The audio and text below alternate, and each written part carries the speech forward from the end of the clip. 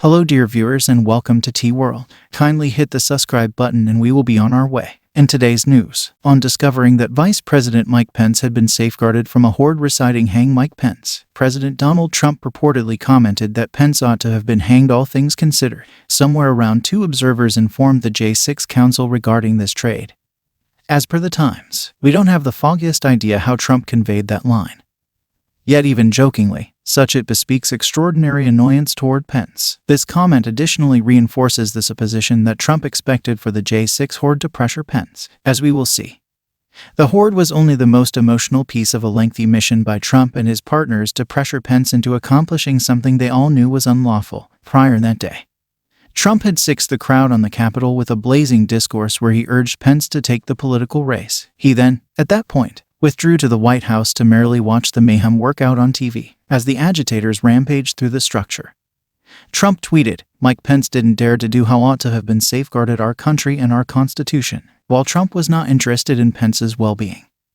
There's no proof that the president in a real sense expected for the crowd to kill him. Every one of the many-sided plots that Trump incubated with his attorney John Eastman relied upon Pence staying alive and agreeable. Yet, Pence had challenged Trump, recorded as a hard copy, putting out an announcement disavowing the Eastman's maniac legitimate reasons and swearing to count the votes in a way steady with our Constitution, regulations, and history. A long time before the rebellion, Trump, Eastman, and their partners pursued an unpleasant public and confidential tension mission to persuade Pence to take the political race during the joint meeting of Congress. From the get-go, they encouraged Pence to decline to count appointive decisions in favor of Biden. Pence dismissed that thought without a second thought on grounds that it was unlawful. Eastman then, at that point, changed gears, encouraging Pence to defer the confirmation for 10 days. Pence's legal counselor dismissed the defer technique as unlawful, and Eastman yielded the point in an email trade acquired by the J6 Council.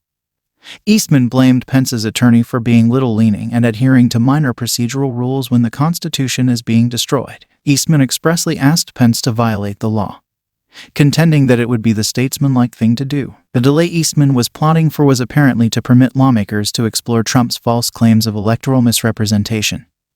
However, this was a fig leaf for his phony voters trick. Eastman went through weeks pursuing Republican state officials with a crazy pseudo-legitimate hypothesis that state governing bodies have outright ability to retroactively abrogate any official political decision result they could do without and handpick their own balloters. That is what that large number of phony GOP voters were for. On January 5th, Eastman enthusiastically educated Pence's legal counselor regarding an immense new turn of events, guaranteeing that the GOP-controlled state lawmaking body would most likely recertify its voters on the off chance that Pence halted the certificate. Trump defenders will attempt to play off the previous president's ridiculous wish that Pence had been hanged as a simple joke. However, we as a whole realize Trump excessively well to trust that. Trump acts out and implies, however he doesn't joke. Turncoat Trump helper Michael Cohen once said that his supervisor misses the mark on funny bone. He doesn't giggle. He doesn't make quips. He doesn't have a comical inclination. He implies it when he says it. He made sense of. Trump camouflages mysterious ideas as jokes with the goal that he doesn't need to assume a sense of ownership with providing a request. Jokes are what could be compared to vanishing ink for him. He transmits his desires and his subordinates sort out some way to execute his longing.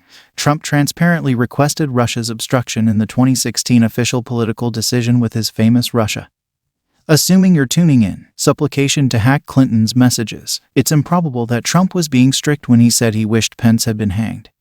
However, his sharpness over Pence foiling the upset was destructive, not kidding. This remark reveals insight into Trump's expectations for the January 6th rebellion and might actually try and support criminal charges against him. If you made it to the end of the video, kindly hit the subscribe button and leave a comment. It helps the channel.